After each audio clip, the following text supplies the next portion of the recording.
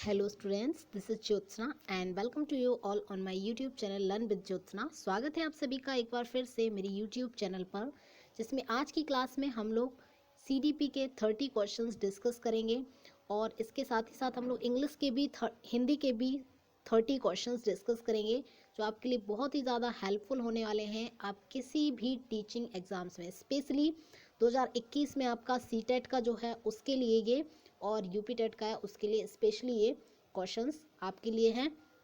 तो सबसे पहले तो मैं क्लास स्टार्ट करने से पहले क्षमा चाहूँगी कि मैं रेगुलर क्लास नहीं ले पा रही हूँ यूट्यूब पर अब यूट्यूब पर रेगुलर क्लासेस होंगे। तो स्टार्ट करते हैं without taking your much time. ज़्यादा टाइम को वेस्ट ना करते हुए हम लोग स्टार्ट करते हैं आज की क्लास को। अगर हम देखें तो फर्स्ट क्वेश्चन यहाँ पे हमारा है, निम्न में से संज्ञानात्मक विकास पर अपने सिद्धांत प्रस्तुत नहीं किए। तो भाई बताएं किस व्यक्ति जो है उसने अपने संज्ञानात्मक विकास पर सिद्धांत प्रस्तुत नहीं किए। तो यहाँ पे आपका आंसर हो जाएगा, देखिए संज्ञानात्मक विकास की अगर हम बात करें तो जीन प्याजे तो करते ही हैं, ठीक है। इनके साथ साथ आपके कौन करते हैं, जीन प्याजे के साथ साथ आपके थॉर्नडाइक भी करते हैं, वाइगोत्स्की भी करते हैं। थॉर्नडाइक ने अपने सिद्धांत दिए हैं, प्रयास एवं त्रुटि का सिद्धांत हुआ आपका। वाइगोत्स्की ने भी अपना सामाजिक सांस्कृतिक सिद्धांत दिया है, ठीक है। तो यहाँ पे अगर हम बात करें तो व्यक्ति का नाम है ब्रूनर। ब्रूनर ने आपका कोई भी सिद्धांत नहीं दिया है यहाँ पर, तो ब्रूनर हमारा आंसर हो जाएगा। Option number 2 is the right answer. Next question पे बढ़ते हैं। यहाँ पे नेक्स्ट क्वेश्चन है हमारा कैटल। कैटल के अनुसार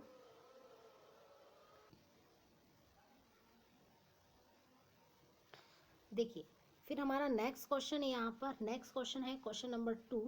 क्वेश्चन नंबर 2 कहता है, कैटल के अनुसार कितने महत्वपूर्ण शील गुण ऐसे होते हैं जो किसी व्यक्ति की व्यक्तित्व संरचना हेतु आवश्यक हैं।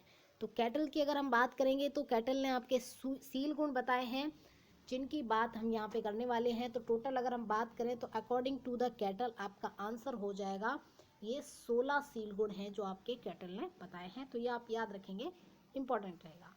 नेक्स्ट क्वेश्चन है हमारा पुनर्वास विधि। नेक्स्ट क्वेश्चन है हमारा, थोड़ा सा जूम करूंगी। नेक्स्ट क्वेश्चन है हमारा पुनर्वास विधि। पुनर्वास विधि के बारे में अगर हम बात करें यहाँ पर तो पुनर्वास विधि आपकी हो जाएगी, पुनर्वास विधि उपयुक्त है तो किस लिए सूटेबल रहेगी, रिहैबिलिटेशन। ये मतलब पुनर्वास कहीं और जगह दूसरी जगह रहना, इस तरीके से सेंस में लिया जाएगा। तो आंसर हो जाएगा आपका अपराधी बालकों के लिए। जाहिर सी बात है, आपने सुना होगा एक निर्भया केस हुआ था, उसमें क्या हुआ था कि एक बच्चा क्या था, जुवेनाइल था, यानी 18 वर्ष से कम था, अवयस्क था, तो उसे दूसरी जगह भेज दिया गया था क्योंकि उसने किया तो बहुत संगीन अपराध था, लेकिन उसको दूसरी जगह भेज दिया गया था कि भाई ये दूसरी जगह रहेंगे, कहीं और इनको बसाया जाएगा ताकि ये अपना माइंड सेट ठीक कर पाएँ और ये अच्छे हो पाए, ठीक हो पाए, बेहतर हो पाए। तो आंसर आपका 4th रहेगा, अपराधी बालकों के लिए, ठीक है। आंसर रहेगा आपका अपराधी बालकों के लिए। चलिए नेक्स्ट क्वेश्चन पे बढ़ते हैं। नेक्स्ट क्वेश्चन है यहाँ पे हमारा, आत्मविश्वास, आत्मबल और अपने भावों को स्वीकार करते हुए कार्यों का संपादित करना रूप से स्वस्थ व्यक्ति की पहचान है। कहने का मतलब ये है कि भाई आत्मविश्वास, सेल्फ कॉन्फिडेंस होना चाहिए, और क्या होना चाहिए, आत्मबल भी होना चाहिए, अपने विचारों और भावों को स्वीकार करते हुए कार्यों को संपादित करना रूप में स्वस्थ। किस टाइप के बच्चे, मतलब अगर ऐसा कोई बच्चा करता है, सेल्फ कॉन्फिडेंस भी खूब है, आत्मबल भी खूब है, मतलब एनर्जी भी खूब है, अपने इमोशंस को भी एक्सेप्ट कर रहा है, और ऐसी स्थिति में अगर वो काम कर रहा है तो इसका मतलब वो कैसा बच्चा है, मेंटली एकदम फिट है। तो आंसर आपका यहाँ पे हो जाएगा मेंटली फिट चाइल्ड, ठीक है। मानसिक रूप से जो फिट फाट होगा वो ही ऐसे काम करेगा, आंसर मेंटली फिट चाइल्ड हो जाए। नेक्स्ट क्वेश्चन पर बढ़ते हैं। स्टेनबर्ग ने नेक्स्ट क्वेश्चन हमारा रहेगा यहाँ पे, स्टेनबर्ग ने अपने त्रितंत्र बुद्धि सिद्धांत में किन घटक को शामिल नहीं किया है। तो बताना है आपको यहाँ पे किन घटकों को इन महोदय ने शामिल नहीं किया है। तो आंसर आपका यहाँ पे हो जाएगा कि मेघा घटक, निष्पादन घटक, अनुक्रियात्मक घटक, ज्ञान संग्रहण घटक। स्टेनबर्ग की अगर हम बात करें तो स्टेनबर्ग ने आपका अनुक्रियात्मक घटक को शामिल नहीं किया है। कौन से घटक को शामिल नहीं किया है? अनुक्रियात्मक घटक को शामिल नहीं किया गया। ये नहीं होंगे आपके आंसर। तो आंसर हो जाएगा थर्ड, अनुक्रियात्मक घटक। नेक्स्ट क्वेश्चन पे बढ़ते हैं। सूझ सिद्धांत के अनुसार कक्षा में सीखने की प्रक्रिया होती है, तो बताएं जरा कैसी होती है क्लासरूम में सीखने का प्रोसीजर। सूझ सिद्धांत जो कोहलर का बेसिकली था, ये आपके इनसाइट थ्योरी इन्होंने दी थी। और अगर हम बात करें कोहलर की तो इन्होंने चिंपांजी नामक सुल्तान पर अपने प्रयोग किए थे। तो इनके अकॉर्डिंग कक्षा में सीखने की प्रक्रिया कैसे होती है? अचानक होती है, स्लोली होती है, या फिर बहुत कभी नहीं होती या बहुत स्पीडली होती है? तो ये अचानक ही सूझ आ जाती है, इसलिए इसे सूझ कहते हैं। सूझना, अचानक दिमाग में थॉट आ जाना, अचानक ही किसी काम को करने के लिए रेडी हो जाना। तो आंसर यहाँ पे आपका 1 हो जाएगा। अचानक ही कोई ऐसा विचार दिमाग में आ जाना जिससे समस्या का समाधान हो जाए। यहाँ पे आंसर आपका यही होगा, सूझ का सिद्धांत। ठीक है, अचानक ही थॉट आ जाता है। नेक्स्ट है हमारा निम्न में से 7th नंबर क्वेश्चन पे आएंगे हम। निम्न में से आत्म अनुदेशन उपागम कौन सा है? तो आत्म अनुदेशन उपागम कौन सा है? अभिक्रमिक उपागम, कंप्यूटर सहायी उपागम, शिक्षण मशीन उपागम, ये सभी उपागम। तो बताएं जरा एक बार आंसर। 7th नंबर क्वेश्चन आपके सामने है स्क्रीन पर। निम्न में से आत्म अनुदेशन उपागम कौन सा है? तो यहाँ पे आंसर हो जाएगा आपका कंप्यूटर सहायी उपागम। मतलब कंप्यूटर की हेल्प से, उपागम का इंग्लिश में कहते हैं हम अप्रोच। तो कंप्यूटर की हेल्प से जो हम करेंगे, कंप्यूटर की हेल्प से जो हम कहेंगे उसे आत्म अनुदेशन उपागम कहेंगे। मतलब खुद को इंस्ट्रक्टेड कर रहे हैं, है ना। तो आंसर हो जाएगा आपका 2। नेक्स्ट क्वेश्चन पे बढ़ते हैं। अधिगम की प्रक्रिया में निम्नलिखित में से कौन सी विशेषता होती है? कौन सी विशेषताएं होती हैं? तो अधिगम की प्रक्रिया में कौन सी विशेषताएं होती हैं, ये आपको यहाँ पे बताना है। ठीक है, आपको यहाँ बताना है कि अधिगम के प्रोसेस में कौन सी विशेषताएं होती हैं। तो व्यवहार में परिवर्तन आता है, परिपक्वता में असमर्थता, गलत बात है। अर्जन होगा, एक्वायर करेंगे आप चीज़ें, व्यवहार भी आपका चेंजेस होगा, बिल्कुल सही है। जब तक सकारात्मक चेंजेस आप में नहीं आएंगे तो माना जाएगा कि भाई अधिगम आपने किया ही नहीं। ठीक है, तो ये बात तो हुई बिल्कुल गलत। तो यहाँ पे आपको याद रखना है कि भाई ये सभी तो आपका होगा नहीं, क्योंकि ये सभी इसलिए नहीं होगा। कौन सी विशेषताएं होती है? तो बेसिकली परिपक्वता में अर्जन, ये गलत है। अर्जन में कमी नहीं होगी, बल्कि अर्जन आपका ज़्यादा होगा। तो ऑप्शन नंबर 1 क्लियर होगा। व्यवहार में परिवर्तन क्या होगा जी? व्यवहार में परिवर्तन देखने को आपको यहाँ पे मिलेगा। तो यही आपका आंसर हो जाएगा। नेक्स्ट क्वेश्चन पे बढ़ते हैं। संबंधता के सिद्धांत के प्रतिपादक कौन है? क्वेश्चन नंबर 9 है, संबंधता के सिद्धांत के प्रतिपादक कौन है? तो संबंधता का जो सिद्धांत है वो स्टिमुलस और रिस्पॉन्स के बीच, आरएस की अगर हम बात करें तो आरएस थ्योरी ही बेसिकली थॉर्नडाइक ने दी थी। आरएस का मतलब है आर से स्टिमुलस और रिस्पॉन्स, स्टिमुलस रिस्पॉन्स थ्योरी। तो यहाँ पर स्टिमुलस का रिस्पॉन्स से क्या बन जाता है? एक कनेक्शन बन जाता है, एक संबंध बन जाता है। अगर आपको रिस्पॉन्स अच्छा मिलेगा तो आप अपने आप स्टिमुलेट होते जाएंगे। तो ये यहाँ पे एसआर थ्योरी है जो आपकी थॉर्नडाइक ने दी थी, और ये सिद्धांत भी इन्हीं का है। इसी को एसआर भी कहते हैं, इसी को संबंधता का सिद्धांत भी कहते हैं। तो ये आप याद रखेंगे। Option number 2 is the correct answer of this question. पढ़ते हैं नेक्स्ट क्वेश्चन पे। नेक्स्ट क्वेश्चन है हमारा दंड और पुरस्कार। दंड और पुरस्कार बालक की क्रिया में गति, बालक की किस प्रक्रिया में वृद्धि हेतु सहायक है? अगर आप किसी बच्चे को दंड देते हैं, पनिशमेंट देते हैं, या फिर आप अवॉर्ड करते हैं, उसको कोई गिफ्ट देते हैं, पुरस्कार देते हैं, तो किस प्रक्रिया में वृद्धि हेतु सहायक है? सामाजिक गत्यात्मकता, भाई समाज के प्रति गतिशील होगा, समाजीकरण अच्छा होगा, समाज में पृथक्करण में मतलब समाज से अलगाव होगा। तो क्या होगा यहाँ पे? तो सोशलाइजेशन अच्छा होगा बच्चे का, ये यहाँ पे करेक्ट रहेगा। गतिशील नहीं होगा ना, अलग होगा। सोशलाइजेशन में अच्छा रहेगा कि भाई मोटिवेट होगा थोड़ा आपस में, और मज़ा आएगा उसे और भी ज़्यादा एंगेज्ड होने की कोशिश करेगा यहाँ पे। तो option number 2 is the right answer of this question. बढ़ते हैं नेक्स्ट क्वेश्चन पे। Next question 11th number question है हमारा। आइए 11th नंबर जो आपका क्वेश्चन है यहाँ पे, 11th नंबर क्वेश्चन आपसे क्या कहता है? कहता है बालकों में रुचियों के आधार पर जो व्यक्तिगत विभिन्नताएं पाई जाती हैं वे निम्न में से किस का परिणाम है? तो भाई जो उसके अंदर इंटरेस्ट है उनके बेस पर अगर किसी बच्चे में मतलब व्यक्तिगत विभिन्नताएं अगर पाई जाती हैं, ठीक है, तो वो किसका परिणाम होगा?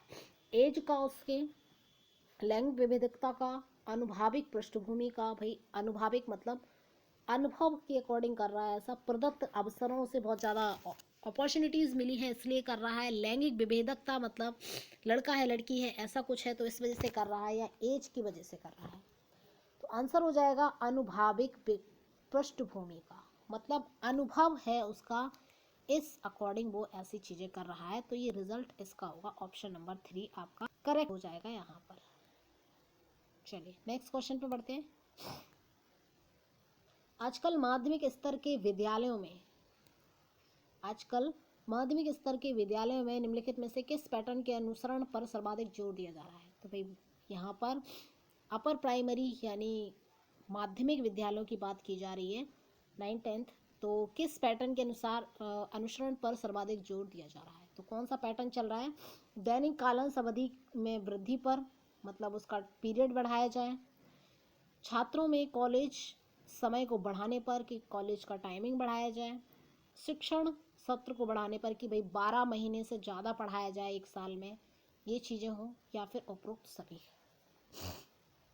तो बात करें यहाँ पर हम कि ये क्या किया जाए भाई माध्यमिक स्तर के स्कूलों में, तो यहाँ पर बात की जा रही कि सभी चीज़ें की जानी चाहिए। क्या किया जाना चाहिए? ये सभी चीज़ें की जानी चाहिए, इस पर ये क्या हो रहा है? जोर दिया जा रहा है।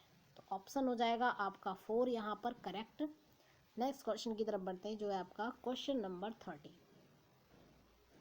क्वेश्चन नंबर 13 आपसे क्या कहता है? क्वेश्चन नंबर 13 कहता है निम्नलिखित में से किस मनोवैज्ञानिक ने सीखने के 8 प्रकारों को श्रृंखलाबद्ध किया है?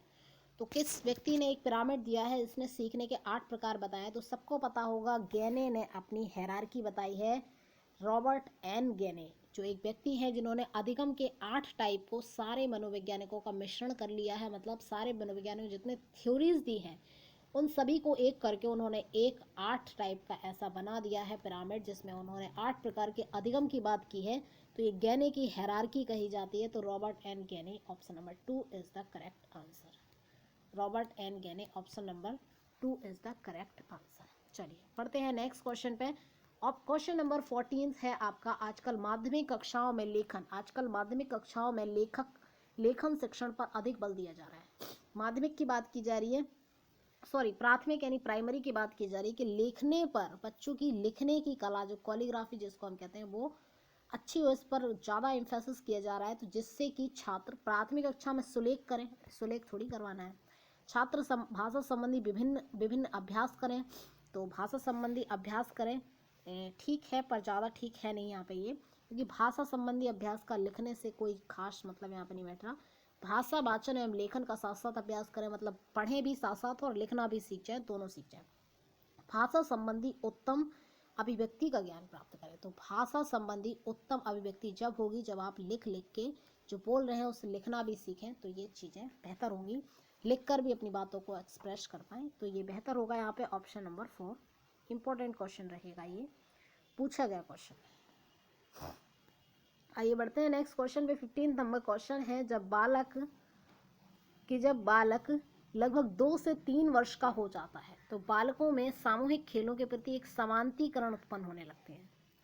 तो इसका अर्थ है कि बालक मतलब 2-3 साल के बच्चे में क्या होगा, सामूहिक खेलों के प्रति एक सामंतीकरण मतलब एक सामंजस्य यानी एक समानता टाइप कह लीजिए, या फिर साथ साथ खेलने की प्रवृत्ति यानी उन चीज़ों को रिपीट करेगा जो और बच्चे कर रहे हैं, तो ये चीज़ें आ जाएंगी उसमें। तो इसका मतलब क्या है, अन्य बालकों के साथ खेलना नहीं पसंद करता है, तो गलत बात हुई, खेल तो रहा ही है।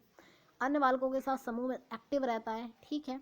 उन कार्यों को दोहराता है जिन्हें अन्य बालक खेल के दौरान कर रहे हैं, बिल्कुल सही है कि यहाँ पर करेगा क्या करेगा, मेनली ये कि जो और उसके फ्रेंड्स हैं वो कर रहे हैं वही चीज़ें वो भी करने लग जाएगा। ऑप्शन 3 यहाँ पे करेक्ट रहेगा।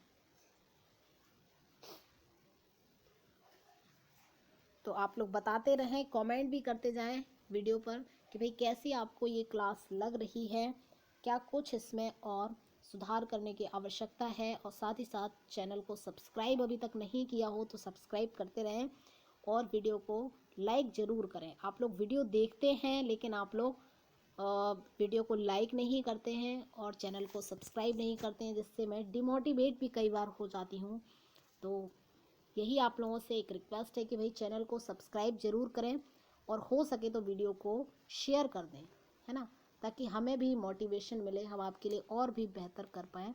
तो ये हमारी आपसे गुजारिश है। नेक्स्ट क्वेश्चन पे चलते हैं। 16th नंबर क्वेश्चन, प्राथमिक स्तर पर पाठ्यक्रमों का झुकाव निम्न में से किस ओर होना चाहिए।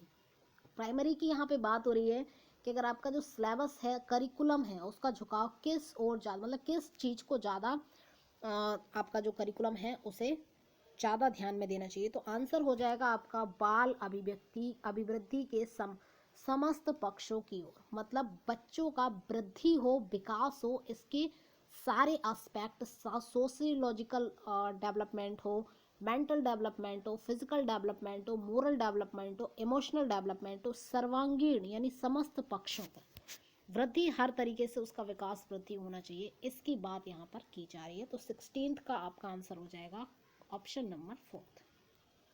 बढ़ते हैं नेक्स्ट क्वेश्चन पे। 17th नंबर क्वेश्चन है, निम्नलिखित में से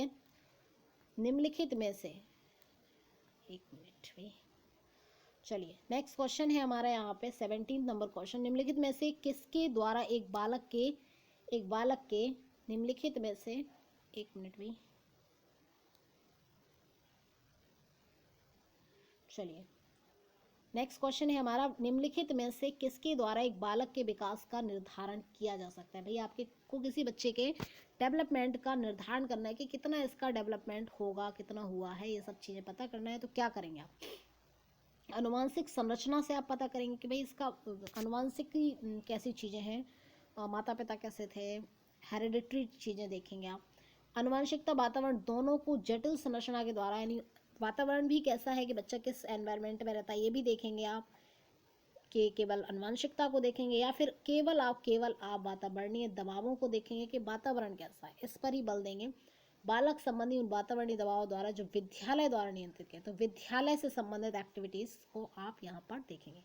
तो आंसर हमेशा और हमेशा एक रटा हुआ क्वेश्चन है कि आंसर हमेशा और हमेशा आपका कौन सा होता है, आंसर आपका अनुवांशिकता और वातावरण ही होता है। तो बालक पर जो भी प्रभाव पड़ता है, जो भी चीज़ें होंगी, दोनों ही का सामंजस्य है, दोनों ही का क्या है, दोनों ही का बराबर योगदान है, अनुवांशिकता और वातावरण। कई बार पढ़े लिखे माता पिता की संतानें भी अनपढ़ पैदा हो जाती हैं, या फिर वो कुछ नहीं कर पाती हैं, उतनी सफल नहीं हो पाती जितने कि उनके माता पिता होते हैं, या फिर कई बारी बहुत अच्छे वातावरण, बहुत अच्छी परवरिश दी जाती है उन्हें, तब भी वो उतना कुछ नहीं कर पाते जितना उनसे एक्सपेक्टेशन की जाती है। तो यहाँ पर दोनों का ही प्रभाव रहेगा, ऑप्शन 2 आपका करेक्ट होगा। पढ़ते हैं नेक्स्ट क्वेश्चन पे। यहाँ पर नेक्स्ट क्वेश्चन है हमारा बालक संबंधी, चलिए देखते हैं नेक्स्ट क्वेश्चन पे बढ़ते हैं। नेक्स्ट क्वेश्चन है हमारा, विकास की किस अवस्था में बालकों की खेलकूद संबंधी रुचि का अधिकतम विकास होता है। तो कौन सी ऐसी स्टेज है विकास की जिसमें क्या होगा, खेल कूद का सबसे ज़्यादा विकास होगा। तो प्राइमरी स्टेज, पूर्व किशोरावस्था, अवस्था या अंतिम किशोरावस्था। ठीक है, तो लास्ट की जो आपकी टीनेज है वो, या फिर आपकी प्राथमिक बाल्यावस्था की भी 2 स्टेजेस हैं, किशोरावस्था की भी 2 स्टेजेस हैं। तो आप यहाँ पर आंसर अगर हम देखें तो पूर्व किशोरावस्था में खेलकूद संबंधी रुचि का अधिकतम विकास होता है। यानी जब बच्चा यहाँ तो करता है, प्राथमिक बाल्यावस्था से शुरू हो जाता है, भाई खेलना तो बचपन से ही बच्चा करेगा, लेकिन यहाँ से डेवलप होते होते जैसे ही वो किशोर अवस्था पहुँचेगा, उत्तर बाल्यावस्था के बाद जैसे ही पूर्व किशोर अवस्था पहुँचेगा, तो खेलों में एकदम ट्रेंड हो जाएगा और बड़े अच्छे क्वालिटी के खेल वो खेलने लग जाएगा, ज़्यादा इंटरेस्ट लेगा, ज़्यादा अच्छा परफॉर्मेंस करेगा। तो यहाँ पर आंसर आपका होगा यहाँ पे पूर्व किशोरावस्था, ऑप्शन नंबर 2 आपका यहाँ पे करेक्ट हो जाएगा। नेक्स्ट क्वेश्चन की तरफ बढ़ते हैं। किशोरावस्था में किशोरों के अंदर जो सामाजिक नेतृत्व का गुण पाया जाता है उसका संबंध निम्न में से किसके साथ है? तो भाई सामाजिक अगर नेतृत्व कर रहा है, लीडरशिप कर रहा है कि भाई खेलने के समय या फिर मान लीजिए क्लासरूम में मॉनिटर बनना चाह रहा है, सबको अपने अकॉर्डिंग चलाना चाह रहा है, तो ये लीडरशिप का एक गुण आएगा कि भाई सबको हम बताएंगे कैसे करना है, सबकी हेल्प करेंगे, सबके साथ चलेंगे। तो ये गुण पाया जाता है। इसका संबंध इनमें से किसके साथ होता है? तो ये आपको बताना है कि ऐसा क्यों करता है, किस गुण के कारण करता है। तो आंसर की अगर हम बात करें तो शारीरिक गठन के कारण, शारीरिक गठन के साथ ऐसा बच्चा करेगा। बिकॉज जब उसका फिजिकल डेवलपमेंट अच्छा खासा हो जाएगा तो वो अपने आप को मैच्योर्ड फील करेगा, और जैसे ही वो अपने आप को मैच्योर्ड फील करेगा तो वो सबको गाइड करना स्टार्ट कर देगा और खुद को सुपीरियर समझने लग जाएगा। तो ऑप्शन 2 आपका यहाँ पे करेक्ट हो जाएगा 19th क्वेश्चन के लिए। चलिए बढ़ते हैं नेक्स्ट क्वेश्चन के लिए। 20 नंबर क्वेश्चन आपका देखते हैं क्या कहता है। 20 नंबर क्वेश्चन कहता है एक बालक के बड़े होने के साथ साथ उसमें रुचि संबंधी प्रवृत्तियां विकसित नहीं होती हैं। तो एक बच्चा बड़ा हो रहा है और उसमें रुचि संबंधी नहीं, एक बालक के बड़े होने के साथ साथ, माफ़ कीजिएगा थोड़ा सा गलत मैंने यहाँ से रीड कर दिया है, हम जिसको फिर से रीड करेंगे। एक बालक के बड़े होने के साथ साथ उसमें रुचि संबंधी प्रवृत्तियाँ, मतलब उसकी जो इंटरेस्ट संबंधी चीज़ें हैं वो दिखाई देंगी, विकसित नहीं होती हैं। मतलब जैसे जैसे उसकी एज बढ़ रही है तो इंटरेस्ट विकसित नहीं हो रहे हैं, निश्चित रूप से विकसित होने लगती हैं, संख्यात्मक दृष्टि से सीमित हो जाती हैं यानी लिमिटेड हो जाती हैं।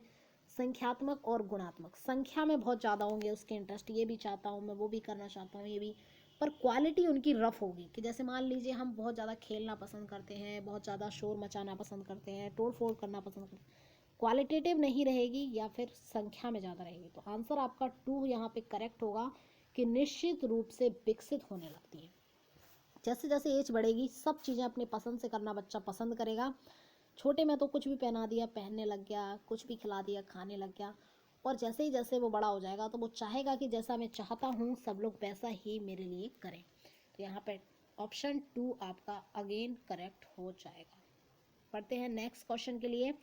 क्वेश्चन नंबर 21 आपसे कहता है किसी बालक में पाठन कौशल संबंधी विकास करने का उत्तम ढंग है। तो भाई किसी बच्चे की हमें रीडिंग स्किल को डेवलप करना है तो हम कौन सा मेथड सही रहेगा, कौन सा मेथड उत्तम रहेगा, अच्छा रहेगा। तो उसके आत्मविश्वास, आत्मसम्मान को सुरक्षित रखें। आत्मसम्मान को सुरक्षित रखना, इससे कुछ होने वाला है नहीं। उसे प्रशंसा द्वारा फुसलाना, कि भाई बहला फुसला के आप उसे टेम्परेली जरूर रेडी कर लोगे लेकिन कुछ ज़्यादा आप कर नहीं पाओगे। उसे सकारात्मक प्रलोभन देना, भाई पॉजिटिव आप उसे क्या दे रहे हैं, लालच दे रहे हैं कि तुम्हें 10 रुपये देंगे, 20 देंगे, ये भी आर्टिफिशियल चीज़ें हैं, थोड़ी देर ही चलेंगी।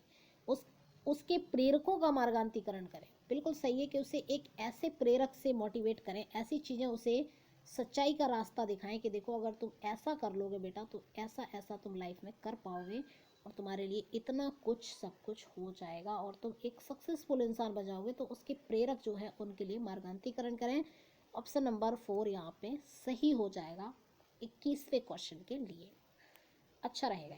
चलिए पढ़ते हैं नेक्स्ट क्वेश्चन पर। यहाँ पे नेक्स्ट क्वेश्चन है हमारा सामाजिक, नेक्स्ट क्वेश्चन पे बढ़ते हैं। 22 नंबर क्वेश्चन यहाँ पे हम देखेंगे। नेक्स्ट क्वेश्चन है सामाजिक समायोजन में उत्पन्न होने वाली कठिनाई है। तो सामाजिक एडजस्टमेंट करना है, उसमें क्या दिक्कतें होती हैं, कौन कौन सी। समय पूर्व परिपक्व होने वाले बालक में, भाई पहले से मैच्योर्ड हो गया तो उससे दिक्कत होगी, है ना। कि सामाजिक समायोजन में उत्पन्न होने वाली कठिनाई है, कौन सी कठिनाई है, कि भाई समय से पूर्व अगर मैच्योर्ड हो गया है होने वाले बालक को एडजस्टमेंट करने में दिक्कत होती है। दूसरी बात, आयु के पश्चात परिपक्व प्राप्त करने वाले बालक में।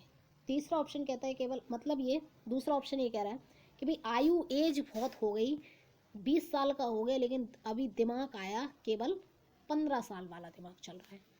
तो ऐसी स्थिति। तीसरा ऑप्शन कह रहा है केवल आयु के पश्चात परिपक्वता प्राप्त करने वाली लड़की में, आयु हो गई है और उसके बाद मैच्योर्ड हो रही, वही बात जो ऑप्शन 2 कह रहा है। ठीक है, आयु के पश्चात परिपक्व वो मैच्योर्ड हो। आयु पूर्व परिपक्व होने वाली लड़की, मतलब एज के पहले आप परिपक्व हो गए हो ऐसी लड़की में। तो यहाँ पे डिफरेंसेस की जा रहा है लड़का या लड़की में। तो यहाँ पे ऑप्शन आपका हो जाएगा बी करेक्ट होगा आपका option. Option number 2 is the correct answer. कि भाई आयु के पश्चात अगर कोई एज हो गई उसके बाद छोटी छोटी चीज़ें सीख रहा है तो कहीं ना कहीं उसके जो साथ वाले बच्चे हैं तो वो कहेंगे कि अरे तुम अभी तक यही नहीं आता, अरे तुम अभी तक यही नहीं कर पा रहे, तो एडजस्टमेंट में दिक्कत होगी। क्योंकि उसे अभी 2 का पहाड़ा नहीं आता, 10 तक पहाड़े नहीं आते, और उसके क्लास के बच्चे तो पता नहीं कहाँ पहुँच गए, गवर्नमेंट जॉब की तैयारी कर रहे हैं ना। तो कहीं ना कहीं डिसबैलेंस क्रिएट होगा। तो यहाँ पे आंसर आपका 2 ही हो जाएगा।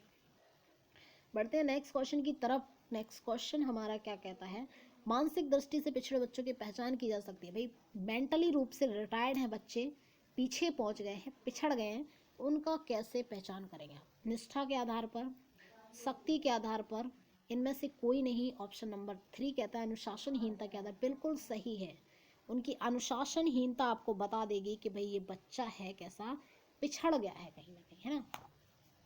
पिछड़ा हुआ व्यवहार भी करेंगे, पीछे रहेंगे, चीज़ों को ज़्यादा क्लेरिफाई नहीं कर पाएंगे, परेशान से रहेंगे, और ज़्यादा जानने के लिए भी मतलब कहने का मतलब ये है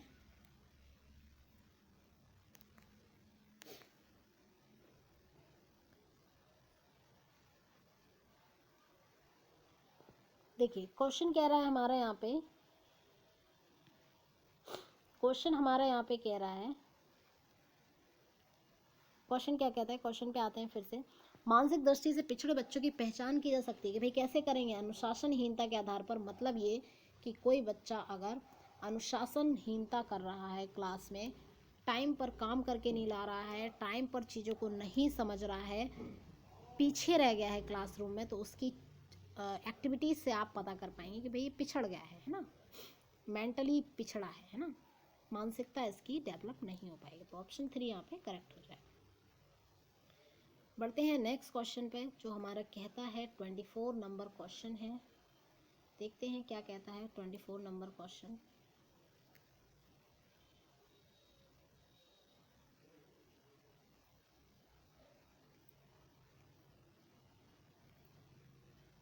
चलिए 24 नंबर क्वेश्चन क्या कहता है। तो 24 नंबर क्वेश्चन आपसे कहता है पिछड़ा बालक वह है जो अध्ययन के बीच में अपना कार्य, कक्षा कार्य जो उसकी आयु के अनुसार एक कक्षा नीचे का है करने में असमर्थ रहता है। बहुत अच्छी डेफिनेशन है, बहुत बार पूछी गई। किस व्यक्ति ने, किस साइकोलॉजिस्ट ने कहा है कि वह बच्चा पिछड़ा होगा जो अपनी क्लास के एक कक्षा नीचे का काम नहीं कर पा रहा है, यानी कक्षा 5 में है और कक्षा 4 के कार्य को ठीक तरीके से अभी नहीं कर पाता है, तो उसे हम पिछड़ा कहेंगे। ये बात कही है किसने? वर्ट ने। कई बार पूछा गया क्वेश्चन है। ऑप्शन नंबर 2 यहाँ पे करेक्ट हो जाएगा। पढ़ते हैं नेक्स्ट क्वेश्चन पे, इंपॉर्टेंट रहेगा क्वेश्चन नंबर 24। क्वेश्चन नंबर 25 पे आते हैं। यहाँ पर 25 क्वेश्चन कह रहा है सृजनशील बालकों की बुद्धि का स्वरूप होता है। तो जो सृजनशील है यानी क्रिएटिव चाइल्ड है, जो क्रिएटिव चाइल्ड वो बच्चे होंगे जो अब कुछ नया करके दिखाएं, कुछ यूनिक करके दिखाएं, कुछ हटके करके दिखाएं। बहुत ही कम बच्चे क्लासरूम में ऐसे होते हैं जो कुछ नया करते हैं, बाकी सब तो कॉपी पेस्ट करने में लगे हुए हैं। सृजनशील बालकों की बुद्धि का स्वरूप होता है। शिक्षा का मतलब ही आजकल कॉपी पेस्ट करना हो गया है, खैर कोई बात नहीं। सृजनशील बालकों की बुद्धि का स्वरूप कैसा होता है? भाई बिल्कुल निम्न स्तर का होगा ही नहीं। निम्न स्तर के होंगे तो अचानक इतने बड़े बड़े काम कैसे कर पाएंगे? ये तो बात ही गलत हो गई। दूसरा ऑप्शन आपसे कहता है कि प्रखर स्तर का, कि भाई प्रखर बच्चे होंगे। ठीक है, कहीं ना कहीं ना निम्न और ना ही प्रखर। ऑप्शन नंबर 3 कहता है ना निम्न होंगे ना प्रखर, और ऑप्शन 4 तो बिल्कुल गलत होगा ही। तो यहाँ पर ना ज़्यादा निम्न होंगे और ना ज़्यादा प्रखर रहेंगे, लेकिन हाँ परफॉर्मेंस कुछ ऐसी करेंगे जो दूसरे से एकदम अलग होगी, भिन्न होगी। तो ऑप्शन 3 यहाँ पे करेक्ट हो जाएगा 25th नंबर क्वेश्चन का। पढ़ते हैं नेक्स्ट क्वेश्चन पे, विद्यालयी उपलब्धियों में। क्वेश्चन क्या कहता है? क्वेश्चन को पढ़ें जरा एक बार। क्वेश्चन कहता है विद्यालयी उपलब्धियों में बच्चों के असफल होने का प्रमुख कारण नहीं है। तो कौन सा कारण है जो नहीं है कि बच्चा विद्यालयी उपलब्धियों में क्या हो रहा है? बच्चा विद्यालय की उपलब्धियों में क्या हो रहा है? एक मिनट जरा सा, ओके चलिए। विद्यालय उपलब्धियों में बच्चों के असफल होने का प्रमुख कारण नहीं है, ये नहीं आपको बहुत परेशान करेगा, इसको जरा पकड़ के रखिएगा। तो विद्यालय उपलब्धियों में बच्चों के असफल होने का कौन सा रीज़न है? तत्परता की कमी, बिल्कुल सही है, तत्परता नहीं रहती है इसलिए बच्चे असफल होते हैं। अभ्यास नहीं रहता है तब भी असफल होते हैं। थॉर्नडाइक ने भी कहा है बच्चों की समस्याओं का समुचित निवारण ना हो पाना, इससे भी असफल होंगे कि भाई जानते नहीं है वो गिनती पहाड़े और आप उनकी समस्याओं को बार बार इग्नोर कर रहे हैं, उन्हें गिनती पहाड़े क्यों नहीं पहले सिखा देते, तो इस वजह से वो क्या होंगे, कहीं ना कहीं पिछड़ जाएंगे, कहीं ना कहीं उनकी अचीवमेंट या फिर कहें तो हम रिजल्ट बुरा होगा, अच्छा नहीं होगा। तो यहाँ पर पारिवारिक सहयोग, इसका कुछ खास रोल है नहीं। 26 का आंसर हो जाएगा ऑप्शन नंबर 4। आंसर हो जाएगा आपका यहाँ पे ऑप्शन नंबर 4। तो याद रखें कि पारिवारिक सहयोग का इससे कोई मतलब नहीं है। बढ़ते हैं नेक्स्ट क्वेश्चन, 27 नंबर क्वेश्चन। क्या कहता है 27 नंबर क्वेश्चन? कि वह शारीरिक कारक जो बच्चों के सीखने में सहायता करता है, कौन सा ऐसा फिजिकल फैक्टर है जो बच्चों की लर्निंग में हेल्प करेगा? तो ये आपको बताना है। मैच्योरिटी हेल्प करेगी, रुचि, अनुभव और आवश्यकता। मुझे तो यहाँ सारे ही लग रहे हैं। आवश्यकता तो बिल्कुल जरूरी लगी, लेकिन फिजिकल फैक्टर पूछा है तो यहाँ पर आवश्यकता को हम फिट नहीं करेंगे, अनुभव को भी नहीं करेंगे। फिजिकल में तो आप आंख मूंद के लगा देंगे कि ऑप्शन 1 ही होगा कि परिपक्वता, ये आपकी शारीरिक वृद्धि से संबंधित है, शारीरिक वृद्धि विकास से संबंधित है, तो यहाँ पर ऑप्शन 1 करेक्ट हो जाएगा। 27 का आंसर होगा ऑप्शन 1। चलिए पढ़ते हैं नेक्स्ट 28 नंबर क्वेश्चन पे। 28 कहता है प्राय छात्र एवं छात्राओं की रुचियों में अंतर निम्नलिखित में से किसका परिणाम है? बच्चे की इंटरेस्ट में डिफरेंस क्यों पाया जाता है, ये आपको बताना है, इसका क्या रीज़न है, निम्नलिखित में से किसका परिणाम है, मतलब क्यों इनके इंटरेस्ट में डिफरेंसेस पाए जाते हैं, क्यों होता है ऐसा? तो मूल प्रवृत्त्यात्मक यानी मूल प्रवृत्ति, जैसे खाना पीना, जो मूल रूप से सोना है या फिर भाई उठना है, जागना है, तो ये कुछ ऐसी चीज़ें हैं, रोना है, ये सभी चीज़ें मूल प्रवृत्ति हो जाएंगी आपकी। मैकडूगल इनकी बात करते हैं, 14 प्रकार की मूल प्रवृत्तियाँ बताई हैं मैकडूगल ने। सांस्कृतिक प्रभावों का, अंतस्रावी ग्रंथियों का, जैविक कारकों का। तो ऐसा इसलिए कहा जाता है कि भाई इनके रुचियों में, इंटरेस्ट में अंतर इसलिए होता है कि भाई ये इनकी क्या है, ये इनके सांस्कृतिक प्रभावों का कारण है। मतलब भाई संस्कृति हमारी ऐसी कहती है कि लड़का पहनेगा जीन्स और लड़की पहनेगी सूट, हमारा कल्चर ऐसा कहता है। अगर आप विदेशों की बात करें तो यहाँ पर कोई इंटरेस्ट नहीं है, कोई भी कुछ भी पहन लेगा। तो इसीलिए लड़कियाँ बेसिकली सूट के मैटर में ज़्यादा सोचती हैं, लड़के की जो ड्रेसिंग है वो अपने ड्रेसिंग के विषय में ज़्यादा इंटरेस्ट रखता है और जानकारी भी रखता है। तो ये चीज़ें हमारी कल्चर के कारण हो पा रही हैं। ऑप्शन 2 आपका यहाँ पे बिल्कुल सही हो जाएगा कि भाई क्यों हो रहा है ऐसा, ये हमारी कल्चर की वजह से हो रहा है ना। चलिए ऑप्शन नंबर 2 करेक्ट होगा 28 क्वेश्चन के लिए। नेक्स्ट क्वेश्चन है 29th, देखते हैं। 29th क्वेश्चन हमसे कहता है यदि एक प्रतिभाशाली छात्र अपने द्वारा प्रदत्त कक्षा कार्य में बिल्कुल रुचि नहीं ले रहा है, तो ऐसी स्थिति में छात्र के साथ न्यूनतम प्रभावी ढंग से व्यवहार करने की शैली क्या होनी चाहिए? मतलब क्वेश्चन आपसे ये कह रहा है कि आपने किसी बच्चे को कुछ काम दिया, क्लास में दिया, क्लास वर्क दिया, और वो बच्चा नहीं कर पा रहा, इंटरेस्ट नहीं ले रहा ज़्यादा, तो ऐसी स्थिति में आप कौन सा एक व्यवहार करेंगे जो सबसे कम प्रभावी होगा? कौन सा बिहेवियर करेंगे आप बच्चे के साथ जो न्यूनतम प्रभावी ढंग से व्यवहार करने की शैली क्या होनी चाहिए, मतलब कौन सी शैली आप यहाँ पे यूज करेंगे जो कम प्रभावी होगी? उसे मनपसंद कुछ भी पढ़ने की सलाह देंगे? अरे कुछ भी पढ़ने के लिए तो फिर वो एक्टर्स एक्ट्रेस के बारे में पढ़ेगा, है ना। उसे विशिष्ट कार्य प्रदान करना, ऐसा करने से तो बच्चे को आप बिजी रख पाएंगे, लेकिन आप उसका इंटरेस्ट नहीं ले रहा, वो एक बात अलग है ना। तो ये इसका सॉल्यूशन होगा नहीं। आगामी कक्षा के कार्य संपादन का भार, अरे भाई जो क्लास में है पहले वो तो कर ले, तब तो अगली क्लास की बातें करी जाएंगी। ऑप्शन हो जाएगा 4th यहाँ पर आपका करेक्ट। ऑप्शन हो जाएगा 4th यहाँ पर आपका करेक्ट कि उसे विद्यालय के उपरांत रुचिकर कार्य समाप्त करने का आदेश देना। मतलब क्लास खत्म हो जाए उसके बाद उसको रुचिकर कार्य समाप्त करने का आदेश देना कि भाई रुचिकर कार्य को अब आप समाप्त कर दो, अब विद्यालय के उपरांत, है ना। एक मिनट, विद्यालय के उपरांत रुककर कार्य समाप्त करने का आदेश देना, मतलब क्लास खत्म हो गई उसके बाद रुककर उसे कार्य समाप्त करने का आदेश देना, ये यहाँ पर कम इफेक्टिव होगा। तो याद रखेंगे ऑप्शन नंबर 4 यहाँ पर सही आंसर आपका हो जाएगा, ऑप्शन 4 करेक्ट रहेगा। नेक्स्ट क्वेश्चन पर बढ़ते हैं। चलिए नेक्स्ट क्वेश्चन है हमारा 30 नंबर क्वेश्चन, कक्ष में शिक्षण का प्रभाव निम्नलिखित में से क्या होना चाहिए। तो भाई क्लासरूम में शिक्षण का परिणाम निम्न में से क्या होना चाहिए, कि भाई आप पढ़ा रहे हैं क्लास में तो शिक्षण का क्या परिणाम दिखना चाहिए, है ना। शिक्षण का परिणाम निम्न में से क्या होना चाहिए। विद्यार्थी में दृष्टिकोण में परिवर्तन लाना, सूचनाएं एकत्रित करना, नहीं सूचनाएं तो बच्चे फिर मैगजीन से भी पढ़ लेंगे, घर पर बैठ के किताबों से भी पढ़ लेंगे, यहाँ आएंगे क्यों, तो ये कुछ ज़्यादा बेहतर अच्छा काम नहीं कर पाएगा। सेवा नियुक्ति की क्षमता का विकास होना, भाई आपको सेवा करने मिला है तो आप अपनी क्षमताओं का विकास कर लें बच्चों के साथ, नहीं अपना फायदा नहीं देखना है। खेलकूद में भाग लेने की योग्यता का विकास, नहीं खेलकूद नहीं करवाना, वो तो घर पे ही खेल लेते हैं। ऑप्शन 1 करेक्ट होगा कि विद्यार्थियों में के दृष्टिकोण में परिवर्तन लाना, उनकी जो सोच है, उनका जो थॉट लेवल है उसको कहीं ना कहीं आगे बढ़ाना और उन्हें कुछ अच्छा बेहतर करने के लिए मोटिवेट करना, यही काम है टीचर का, तो ये अच्छा काम रहेगा, है ना।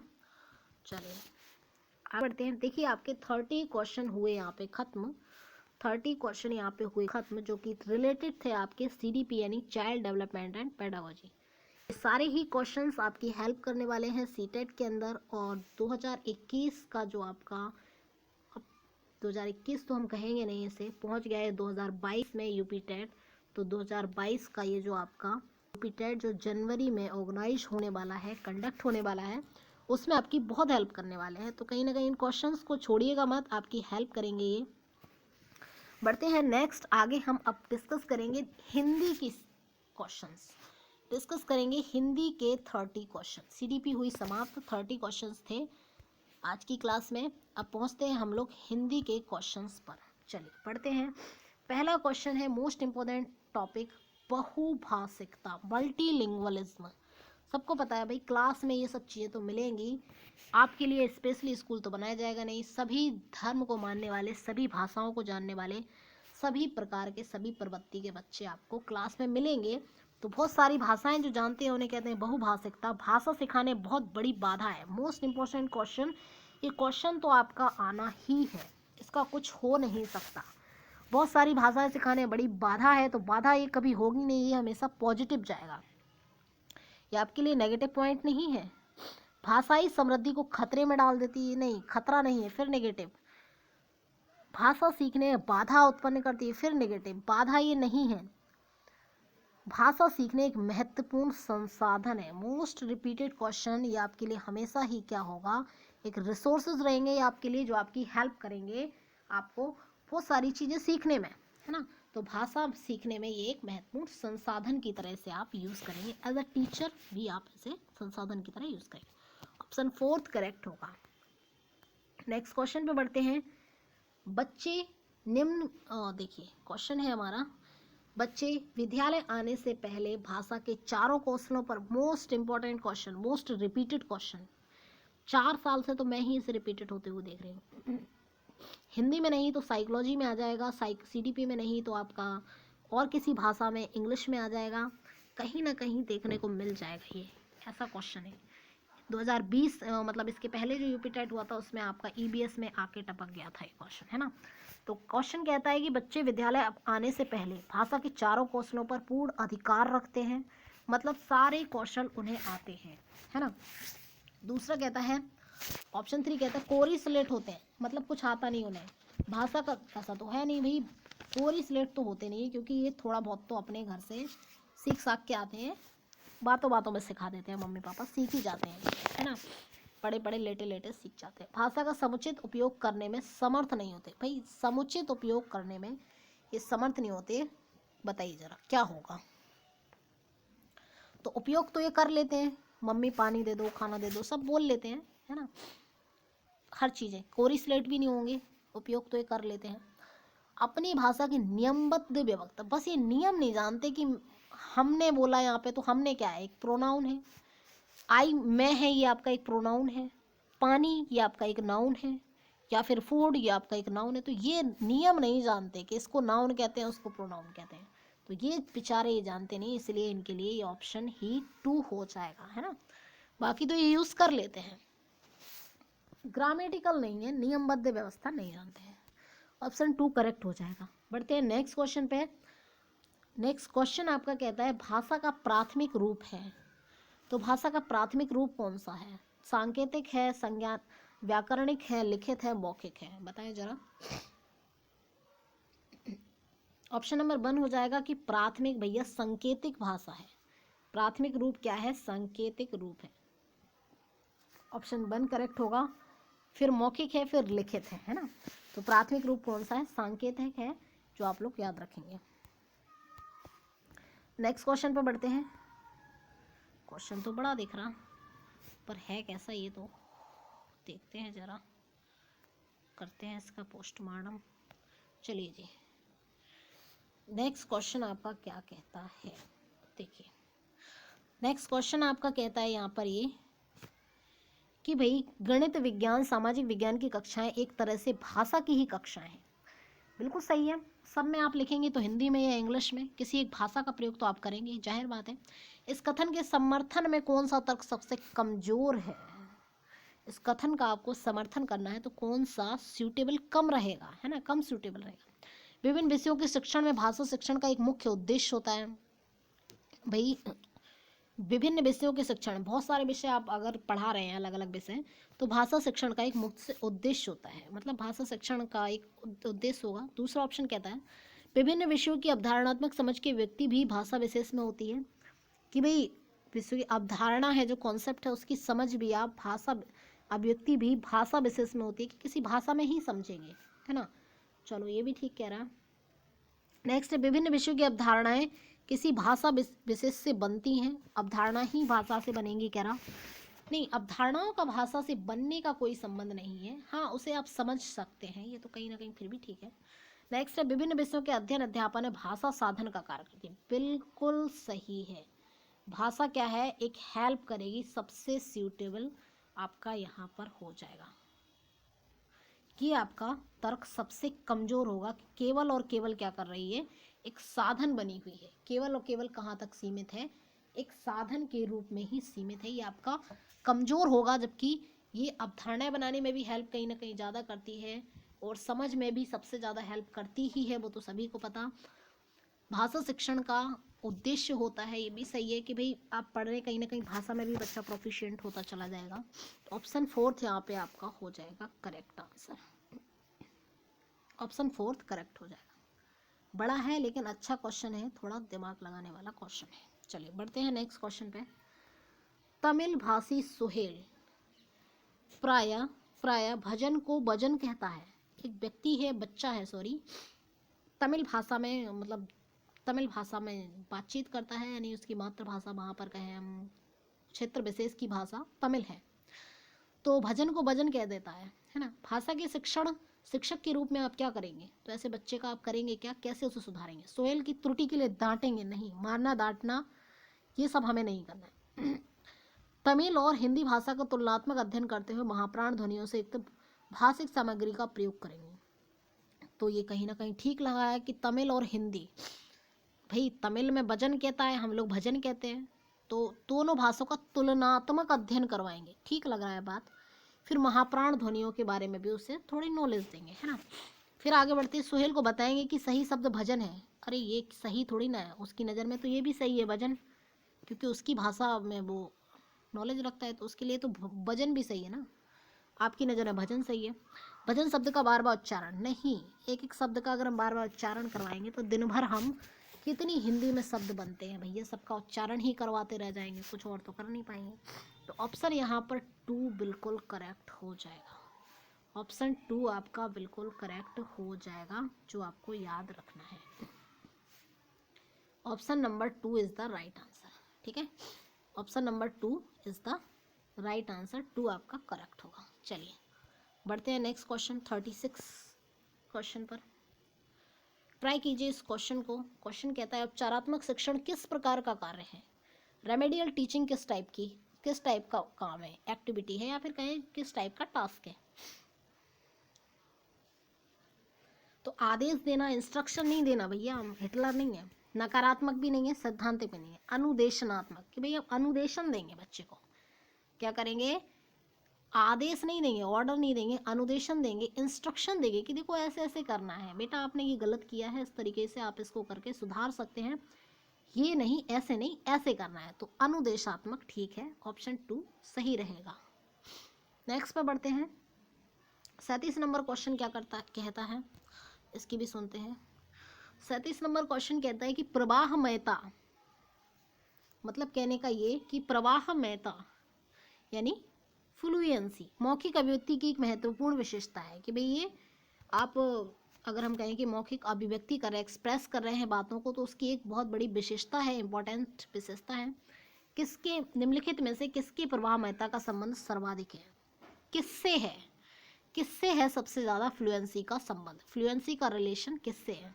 जैसे इंग्लिश में वर्ड बोलते चले जाते हैं ना, फ्लुएंसी होना चाहिए, सोचना नहीं है, विचारना नहीं है, शब्दों का ज्ञान अच्छा खासा है तो बोलते चले जा रहा है। बेसिकली टीचर में ज़्यादा आपको ये मिलेगा, लायर में भी खूब मिलता है, तो कविता बोलने वाले में या साहित्य लिखने वालों में भी बहुत ज़्यादा होता है, तो ये किस में होगा ज़्यादा बेहतर। चलिए तो यहाँ पर देखते हैं, विराम चिन्हों के उचित प्रयोग से अभिव्यक्ति में सम्यक गति, सरल व सुबोध भाषा का प्रयोग करना, वार्तालाप करते समय शिष्टाचार का ध्यान रखना, शिष्टाचार का ध्यान रखना। कहता है कि समान भाषा के प्रयोग के साथ साथ अप्रचलित शब्दों का भी पर्याप्त प्रयोग करना, भाई ऐसे शब्द जो क्या है हिंदी में थोड़े पुराने से पड़ गए उनका भी यूज़ करना, शिष्टाचार का भी ध्यान रखना है। कहता है सरल व सुबोध भाषा का प्रयोग करना, विराम चिन्हों का भी यूज़ करना।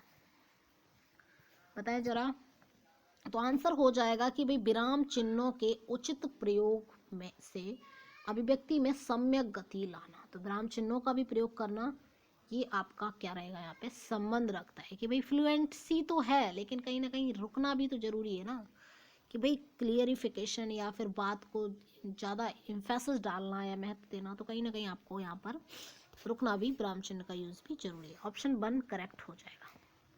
पढ़ते हैं नेक्स्ट क्वेश्चन। हिंदी भाषा के मूल्यांकन हेतु, हिंदी भाषा का एवोल्यूशन आप कर रहे हैं, मूल्यांकन हेतु वस्तुनिष्ठ प्रश्न पद्धति की आवश्यकता का मुख्य कारण है। मूल्यांकन करना है आपको हिंदी भाषा के, वस्तुनिष्ठ प्रश्न पद्धति की आवश्यकता का मुख्य कारण है। तो वस्तुनिष्ठ क्वेश्चन आप क्यों ले रहे हैं, इसका मुख्य रीजन क्या है। छात्रों को अंक देना सरल और अधिक विश्वसनीय होता है, ठीक बात है, सरल भी रहेगा और ये नहीं रहेगा कि कोई कह रहा ये आंसर कोई कह रहा वो आंसर, कहीं ना कहीं एक फिक्स रहेगा। छात्रों को संपूर्ण पाठ्यक्रम का अध्ययन नहीं करना, ये तो गलत बात है। क्वेश्चन भी ऐसे पूछते हैं आजकल, ये तो आप सभी जानते ही हैं जो दे रहे हैं वन डे एग्जाम्स। नेक्स्ट है, छात्रों को मौलिक अभिव्यक्ति का पूर्ण अवसर मिलता है। मौलिक कौलिक का कोई काम यहाँ पे है नहीं, थोड़ी ना आपको लिख लिख के क्वेश्चन के आंसर देना है। छात्रों की लेखन शैली एवं भाषा शैली की पूर्ण जानकारी प्राप्त होती है। लेखन की कहाँ से होगी भाई, जब लिखेगा तभी तो लेखन की होगी ना, तो होती ही नहीं लेखन की, क्योंकि जब लिखता ही नहीं बच्चा तो सीधा टिक कर रहा है, तो अब उसमें आप टिक करने की शैली का ज्ञान कर पाएंगे, लिखने की थोड़ी कर पाएंगे। तो आंसर आपका 1 यहाँ पर करेक्ट हो जाएगा कि अंक देना भी सरल होगा, कॉपी चेक करना भी ईजी होगा और विश्वसनीय भी रहेगा। बढ़ते हैं नेक्स्ट क्वेश्चन पर। आजकल इस बात पर अधिक जोर दिया जाता है कि छात्रों में विषय वस्तु को रटने की प्रवृत्ति को कम करने के लिए प्रश्नों का निर्माण किया जाए, कि भाई बच्चा लोग रटे कम, है ना, रोट लर्निंग ज़्यादा ना हो, ऐसे प्रश्न बनाए जाए। किस प्रकार के प्रश्नों से बालकों में रटने की प्रवृत्ति को बढ़ावा मिलता है, ये आपको बताना है। तो भाई देखिए, अति लघु उत्तरीय प्रश्न, निबंधात्मक प्रश्न, वैकल्पिक प्रश्न, वस्तुनिष्ठ प्रश्न, तो कौन से प्रश्न जो है वो बच्चों को रटन विद्या सिखा रहे हैं, ये आपको आंसर देना है। तो आंसर आपका निबंधात्मक टाइप हो जाएगा कि बच्चे ने रट लिया, पढ़ लिया और सीधा का सीधी कहानी लिख आया, है ना। यहाँ पर रटने से ज़्यादा काम चल जाता है, ठीक है। तो निबंधात्मक प्रवृत्ति में बच्चा रटेगा। चलिए पढ़ते हैं नेक्स्ट क्वेश्चन पे। 40 नंबर क्वेश्चन क्या कहता है। 40 नंबर क्वेश्चन आपसे कहता है,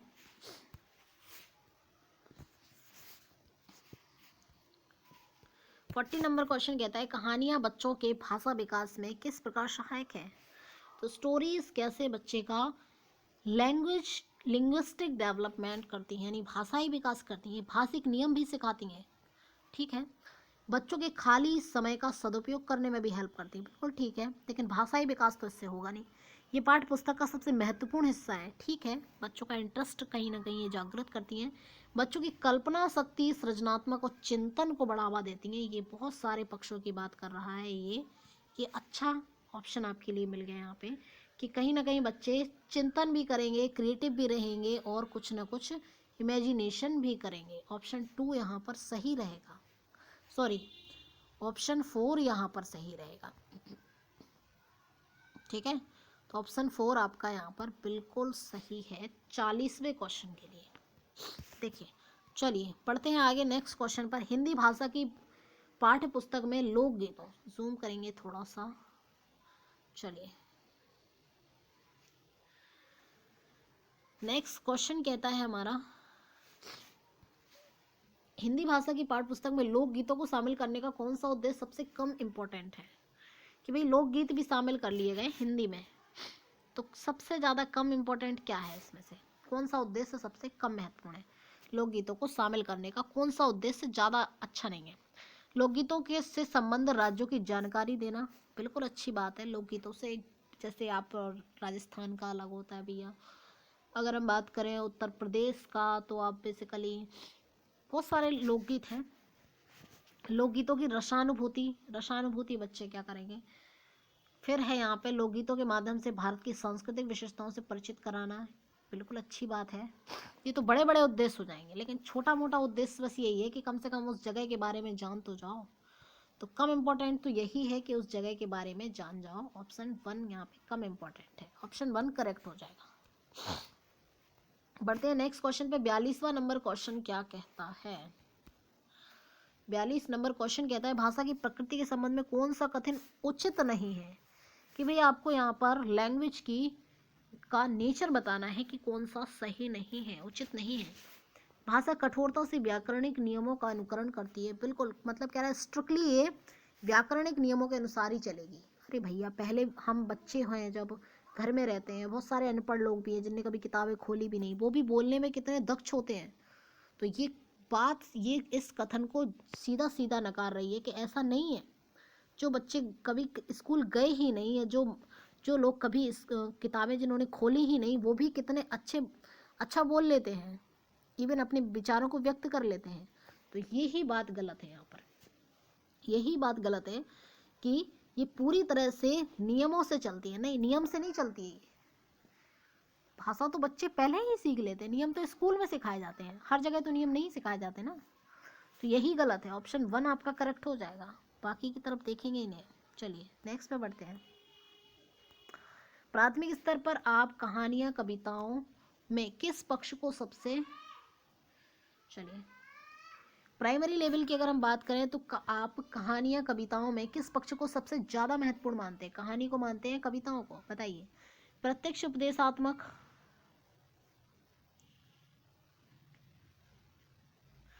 प्रत्यक्ष उपदेशात्मक होती है कहानियां कविताओं का व्याकरण नियमों की जानकारी की दृष्टि से समृद्ध होना, घटनाओं शहरों पदों में दोहराव, ये कहता है। प्रतिष्ठित लेखकों की कहानियां कविताएं बच्चों को पढ़ाई जाए, ये कहता है।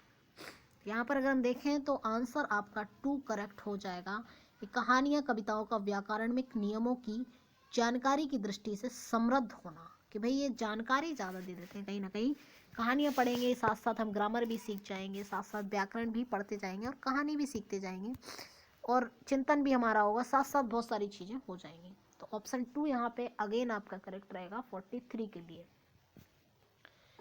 44 पे बढ़ते हैं नेक्स्ट।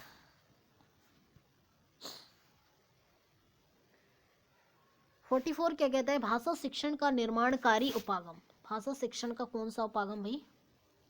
निर्माणकारी उपागम इस बात पर बल देता है, कौन सा बल देता है? निर्माणकारी यानी कंस्ट्रक्टिविज्म अप्रोच, निर्माण पर जो बल देता है ना, रटने पर नहीं कि कंठस्थ करवाया जा रहा है। भैया निर्माण की बात करेगा तो रटवाएगा क्यों? गलत है ये तो। बच्चों की भाषा का शुद्धता पर विशेष बल देना, भाषा के सुधारने पर ज़्यादा बल देना कहता है। व्याकरण के नियम जानना ही शुद्ध भाषा का प्रयोग आधार है, एकमात्र आधार नहीं, ऐसा नहीं है। घर में भी हम यही बोलते हैं ना, पानी दे दो, हम ये तो नहीं बोलते पाना दे दो। बताओ, मम्मी ही बोलते हैं या मम्मा ही बोलते हैं, कुछ और तो नहीं बोल देते ना। तो जरूरी नहीं है कि व्याकरण जानो तभी आप भाषा बोल पाओगे, ये भी गलत है। समाज में व्याप्त भाषाई व्यवहार का अवलोकन करते हुए बच्चे स्वयं ही नियम बना लेते हैं। नियम तो नहीं बना पाएंगे, लेकिन हाँ बोलना जरूर सीख जाएंगे। नियम से तो वो जब ही अवगत होंगे जब वो स्कूल में आएंगे, है ना। कब आएंगे? जब स्कूल में आएंगे तब उन्हें सिखाया जाएगा कि बेटा देखो ये नाउन होता है और ये आपका ये होता है, ये आपका प्रोनाउन होता है, ये फुल स्टॉप यहाँ पर लगाया जाता है, यहाँ पर ये आप कंजंक्शन का यूज़ करेंगे, यहाँ पर आप प्रोनाउन का यूज़ करेंगे रिपीटेशन ऑफ नाउन को ख़त्म करने के लिए। तो इस तरीके की चीज़ें सिखाई जाएंगी। 42 का फिर से 2 ऑप्शन करेक्ट रहेगा, सॉरी 44 का फिर से 2 ऑप्शन करेक्ट हो जाएगा। पढ़ते हैं नेक्स्ट क्वेश्चन पर।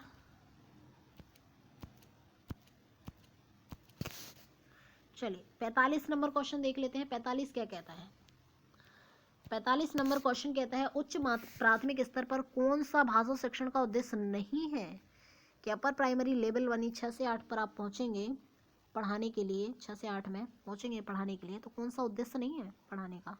निजी अनुभवों के आधार पर भाषा का सृजनशील प्रयोग, अपने एक्सपीरियंस के आधार पर आप बच्चों को क्रिएटिवली यूज़ करवाएंगे भाषा को, ठीक है। नेक्स्ट ऑप्शन कहता है आपसे भाषा की बारीकी और सौंदर्यपूर्ण बोध समझने की क्षमता, मतलब कि बारीकी से समझो भाषा को और उसकी सुंदरता को समझने की क्षमता का विकास करो। विभिन्न साहित्यिक विधाओं में से परिचित कराएंगे। मुहावरेदार भाषा का अनिवार्यता प्रयोग करने पर बल। आंसर आपका यहाँ पर सबसे ज़्यादा इम्पोर्टेंट है जो वो ये नहीं है कि मुहावरे बुलवाओ, ये कोई ज़्यादा जरूरी नहीं है कि भाई मुहावरे बुलाओ। तो गलत यही बात है कि मुहावरे से क्या मतलब है कि मुहावरे बुलवाने के लिए थोड़ी ना भाषा सिखाई जा रही है ना। कमेंट थोड़ी ना हमें कहीं किसी को पास करना है, तो यहाँ पे मुहावरे की ज़्यादा ज़रूरत नहीं है, यही गलत हो जाएगा। ऑप्शन 4 करेक्ट रहेगा या, क्योंकि यही गलत है आपका, है ना, पूछा भी गलत है। बढ़ते हैं नेक्स्ट क्वेश्चन पर। चलिए थोड़ा सा जूम मैंने यहाँ पर आपके लिए कर दिया है भाई। चलिए देखिए क्वेश्चन नंबर 46 कहता है दुनिया भर के खगोल वैज्ञानिक क्यों चकित हैं? भाई सूरज पर पाए जाने वाले धब्बों से, धब्बों के 11 वर्ष के चक्र से, 2 साल से सूरज पर स्थित धब्बे दिखने बंद होने से, सूरज की चुंबकीय क्षमता खत्म होने से। बताइए जरा इसका आंसर, बताएं जरा आंसर। 46 नंबर क्वेश्चन आपके लिए है। 46 नंबर क्वेश्चन आपके लिए है, बताइए जरा, जो कि पूरी तरह आपके लिए बैंड है। 46 नंबर क्वेश्चन आप लोग छोड़ दें, 46 से 54 तक क्वेश्चन आपको नहीं करने हैं। 46 से 54 तक क्वेश्चन हम लोग स्किप करेंगे क्योंकि these all questions are related to the paragraph that I have not mentioned, ठीक है। तो आपको यहाँ तक कहाँ तक क्वेश्चन नहीं करने भैया, आपको 54 तक क्वेश्चन बिल्कुल नहीं करने हैं। चलिए बढ़ते हैं 55 से 60 तक क्वेश्चन पर। तो ये क्वेश्चन से 1 मिनट के लिए आपको दिया जा रहा है कि आप इन पंक्तियों को पढ़ लें जरा ध्यान से, फिर आप आंसर देने की करें कोशिश। हरा भरा हो जीवन अपना, स्वस्थ रहे संसार, नदियाँ पर्वत हवा पेड़ से आती है बहार, बचपन कोमल तनमन लेकर आए अनुपम जीवन लेकर, जग से तुम और तुमसे है ये प्यारा संसार, हरा भरा हो जीवन अपना, स्वस्थ रहे संसार, वृंद लताएं पौधे डाली, चारों ओर भरे हरियाली, चारों ओर भरे हरियाली। फिर क्या कहता है? भरे हरियाली, मन में जगे उमंग ये सृष्टि का उपहार, हरा भरा हो जीवन अपना, स्वस्थ रहे संसार। ये बात इसने इतनी कही है, इसके आगे भी बहुत कुछ कहा है कि मुश्किल से मिलता है जीवन। बिल्कुल सही बात कही है कि मुश्किल से मिलता है जीवन, हम सब इसे बनाए चंदन, मतलब इतना महके कि अपने वातावरण को भी अच्छा बनाए, पर्यावरण सुरक्षित ना हो तो सब बेकार, हरा भरा है जीवन अपना, स्वस्थ रहे संसार। भाई अपने वातावरण को इतना अच्छा बनाए कि सब कुछ हरा भरा रहे, सब कुछ पॉजिटिव रहे, है ना, सकारात्मक रहे। हरा भरा जीवन का अर्थ क्या है? कि खुशियों से परिपूर्ण जीवन, ठीक है, कि क्या हो कि खुशियों से परिपूर्ण हो आपका जीवन। 1 मिनट, चलिए क्वेश्चन नंबर 55 का आपको आंसर यहाँ पे देना है।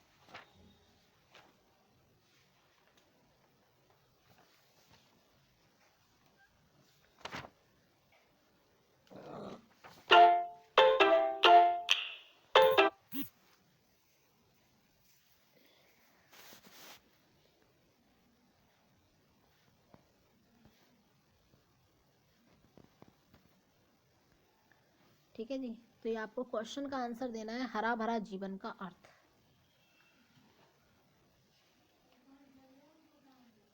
हाँ बस 1 मिनट। चलिए, हरा भरा जीवन का अर्थ आपको बताना है यहाँ पर इस क्वेश्चन का आंसर। तो हरा भरा जीवन का अर्थ क्या होगा ये आप बताएंगे यहाँ पर। क्वेश्चन नंबर 55 आपके लिए है। आंसर हो जाएगा खुशियों से परिपूर्ण जीवन, कि भाई सब कुछ हो आपके लिए। तो ये आपका आंसर हो जाएगा ऑप्शन 1। नेक्स्ट क्वेश्चन है, कौन सी चीज़ें बाहर लेकर आती हैं? पेड़ों की हवा, नदियों की आवाज़, पेड़ों की चोटियाँ। तो यहाँ पर हमने देखा है कि कौन सी चीज़ें आपकी बाहर लेकर आती हैं। तो आंसर हो जाएगा आपका समस्त प्राकृतिक उपागम। ये सभी आपके लिए बाहर की तरह है। ऑप्शन नंबर 4 करेक्ट हो जाएगा। नेक्स्ट क्वेश्चन पर बढ़ते हैं आगे। 57वां क्वेश्चन है हमारा, कवि ने सृष्टि का उपहार किसे कहा है? 57वां क्वेश्चन कहता है, पेड़ पौधों को, वृंद लताओं को, हरा भरा जीवन को, प्राकृतिक सुंदरता और उससे उत्पन्न होने वाली खुशियों को ही सृष्टि का आधार कहा है। मतलब इससे ही सृष्टि चलेगी, ऐसा कहा है। ऑप्शन नंबर 4 करेक्ट होगा। नेक्स्ट क्वेश्चन है हमारा, कवि ये संदेश देना चाहता है कि क्या संदेश देना चाहता है बताएं जरा। 58 क्वेश्चन कहता है कि कवि चंदन के पेड़ लगाने चाहिए, जीवन में हम सब बेकार है, पर्यावरण संरक्षण में ही जीवन संभव है, और कहता है प्रकृति में पेड़ पौधे नदियां पर्वत शामिल हैं। तो कहता है पर्यावरण संरक्षण में ही जीवन संभव है। अगेन क्वेश्चन ऑप्शन 3 करेक्ट होगा आपका 58 का। चलिए बढ़ते हैं नेक्स्ट क्वेश्चन पे। जंग से तुम और तुम से है। देखिए, जंग से तुम और तुमसे है ये सारा संसार पंक्ति में माध्यम से कवि क्या कह रहा है? बताइए क्या कहना चाहता है। 59वां क्वेश्चन आपके लिए, संसार का अस्तित्व व्यक्तियों से स्वतंत्र है। ठीक है, व्यक्ति और संसार दोनों का अस्तित्व एक दूसरे पर निर्भर करता है। बात तो यही सही है कि बिल्कुल सही है। अगर प्रकृति नहीं होगी स्वस्थ, प्रकृति नहीं आपका साथ देगी तो आप जीवन नहीं जी पाएंगे। बहुत अच्छी बात कही है यहाँ पर। प्रकृति का संरक्षण करें, हरे भरे पेड़ लगाएं, वातावरण को सकारात्मक बनाने के लिए प्रकृति से जुड़े रहें, प्रकृति का विरोध ना करें, प्रकृति के साथ बुरा ना करें, उसे भी अपनी तरह ही समझें। चलिए 16वां क्वेश्चन क्या कहता है? 16वां क्वेश्चन लास्ट क्वेश्चन इस वीडियो का, अनुपम से अभिप्राय क्या है? तो अनुपम का आंसर हो जाएगा 60 का आपका ए। जिसकी उपमा ना की जा सके उसको हम अनुपम कहेंगे। ठीक है, जिसकी उपमा ना की जा सके मतलब जिसके जैसा कोई दूसरा हो ही ना, जिसकी तुलना भी ना की जा सके, जैसे अद्वितीय भी कहेंगे। अद्वितीय शब्द का अगर हम प्रयोग करने की यहाँ पर कोशिश करें तो ये भी गलत नहीं होगा। अद्वितीय भी इसी के लिए प्रयोग किया जाता है, बिल्कुल करेक्ट है। जिसकी दूसरे मतलब जिसके जैसा कोई दूसरा हुआ ही ना हो। ऑप्शन 1 आपका फिर से करेक्ट हो जाएगा यहाँ पर। ऑप्शन 1 यहाँ पर 60वें क्वेश्चन के लिए करेक्ट हो जाएगा। तो कैसी लगी ये क्लास आपको कमेंट सेक्शन में ज़रूर बताइएगा। और ये वीडियो आपको कैसी लगी है, क्या कुछ इसमें सुधार किया जा सकता है, क्वेश्चंस आपको कैसे लगे हैं, सभी कमेंट ज़रूर करें। और वीडियो को प्लीज़ लाइक करें, और हमें आपके सपोर्ट की बहुत आवश्यकता है। आप वीडियो को शेयर करें जितना हो सके। चैनल को सब्सक्राइब अभी तक ना किया हो तो इस चैनल को सब्सक्राइब भी कर लें ऐसी ही वीडियो पाने के लिए। धन्यवाद सभी का वीडियो देखने के लिए। Thanks for watching.